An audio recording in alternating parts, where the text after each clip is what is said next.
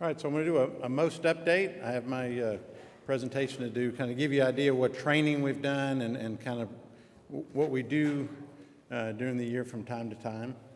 We have 17 programs that we do, every year that's constantly being worked on. And first thing I want to do really is a lot of this. We still have 3 individuals that are still back at our MOST office in Kansas City, but I do have 3 of our individuals. We have Becky Birch, Smitty Mitten, and Nikki Benson back in the back corner. They handle a lot of stuff for here.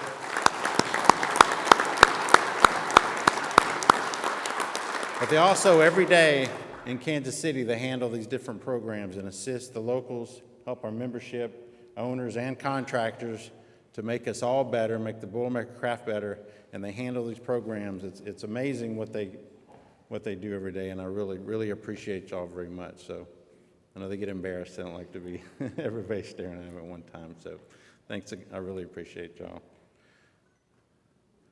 So some of the training updates for 2024. Now we did the OSHA 10. They said we had 407 people. OSHA 10 online, just over 1,360 people. You notice we have a lot more online. It seems to work out better and better with that. Same thing with OSHA 30. And the OSHA 30 online, 380 people. And then mainly we have a lot of people, several people in the Northeast that really utilize the MOST 5-hour refresher. We'll have a lot of owners that say, someone, we require every couple years, 2 or 3 years, even if somebody has a 10 or a 30, we require some type of update. So we have the MOST 5-hour refresher. As well as several business managers that are in this room, some different locals have utilized the thing that I told the apprenticeship program as well. We get new craftspeople in to come in, and we organize and recruit these people to come in and to help the Boilermakers and the contractors, the owners to get through these projects. And a big concern was we're getting these people.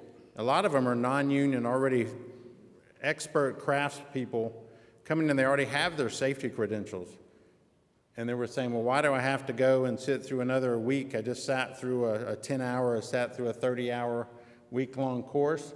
So I looked at it, and what I do is on a case-by-case basis, the locals actually send to me, as well as send to Nikki and Allie in the office. They'll send them copies of their OSHA training cards.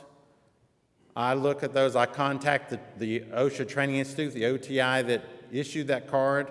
I review the background to make sure their training matches what the Boilermakers do, including the confined space training. If it does, I approve that training, and the person gets that credit on their profile right away. So it gives one more step, especially with the apprenticeship, to help these people get people to work. They're not sitting for another week. We really need these people. We're going out and we're pulling them into our craft, into our brotherhood, and need them. We don't want them to have to even take more than on time, because they're ready to go to work, and we need them to go to work. So that's something we've done. It's worked very well in the last couple of years, so I appreciate the locals reaching out to me. Steel erection classes for 2024, 187 people did steel erection. Scaffold erection, 224, as well as supplemental rigging modules 1 through 4, is just over 1,870 people. I have this on here looking for most interest in most conducting a rigging train the trainer. I did that more to remind me. We actually have a rigging train the trainer happening the 9th and 10th of September in Kansas City. If you think about now and you think maybe you have somebody that you have a trainer you'd like to send to that, we can reach out to Smitty. It's kind of past some deadlines as far as the hotel. We're always welcome to have people come and do that train the trainer class. I know that's something that locals have come to me for a couple years saying, "Hey, we need to train the trainer because we have it for the OSHA stuff and all that, and for field leadership and those type of things. But we really would like to have something for the supplemental rigging modules 1 through 4. So if you think about something like that, either during break or this week, get with me and I can get with Smitty, and we can try to get these people in the class. It's not too late. I think, Smitty, give me a thumbs up. I think we have a few more spots possibly as well. That we can get somebody in there and get your trainer trained in that as well. Project management, 2024, we had 13 people. And we just had a class in January. I think we had 16 people, or we were pretty close. We do 16 people maximum. We usually get about 20 to 30 applicants, and we go through and we actually vet the applicants, look at each of their things. They do an essay. There's different recommendations from their local business manager, as well as from contractors. Even owners will make recommendations for these people.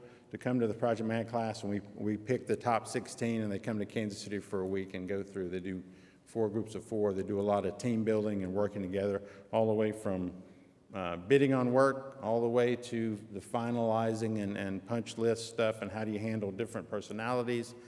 We actually have them all do a personality test before they come. The people are going to class, and we'll mix them up. We'll put some A personalities with passive. You know, we don't want to put all the same personalities together because, like you said, you know, they'll never get anything done at that table.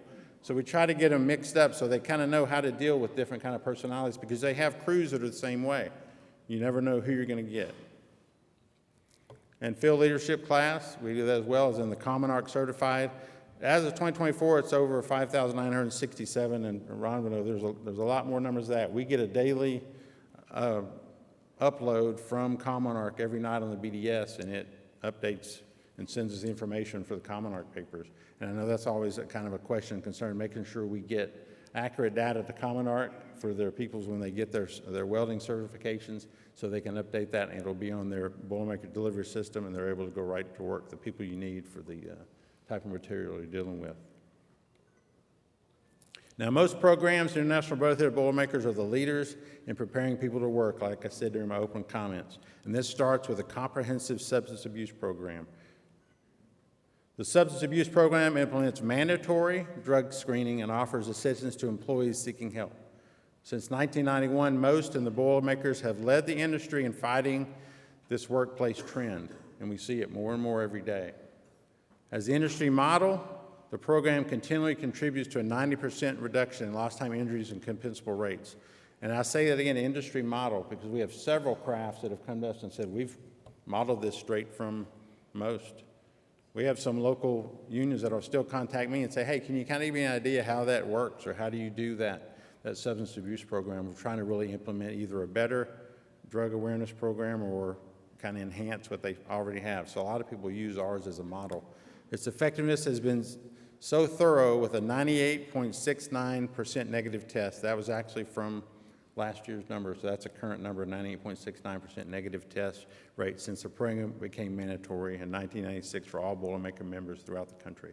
Mandatory that every member of the Boilermaker is required to have an annual drug test to be eligible for referral on the Boilermaker delivery system, making the Boilermakers the only building trades union to impose this requirement for the annual testing. I go back. I went too far. There we go. Thank you. So like I said, the annual test, and even that positive rate, it shows there at 1.31. So I got you an updated number. It even gone down lower about how good the drug testing is going. Even down from 2.62 to 2.02 on the random positive test. We always seem like we always seen the trend that number is always higher on the random test, and it kept going up, and we've actually seen a decline, which is amazing.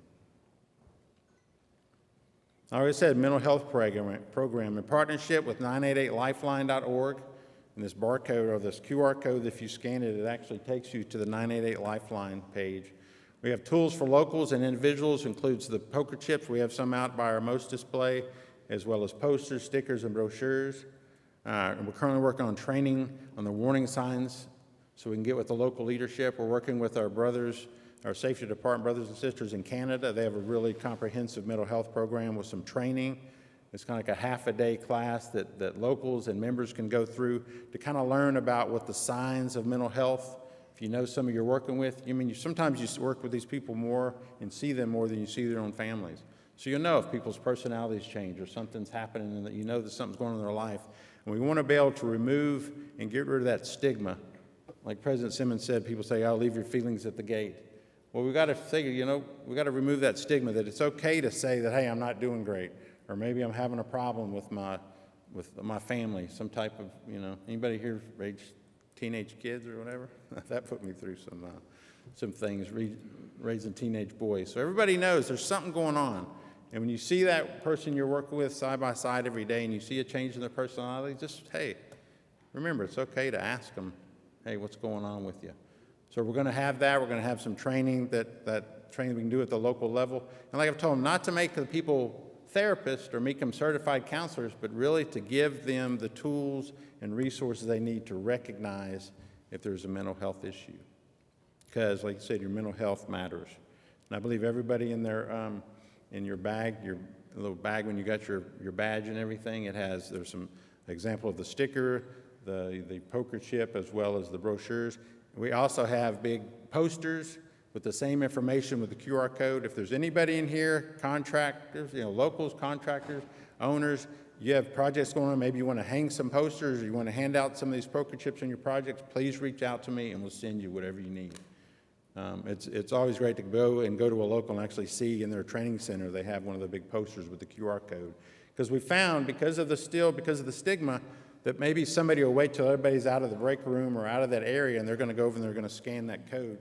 They don't want anybody to know, but maybe they do need some help. It gives them another opportunity. Same with the hard hat sticker. It's got the QR code.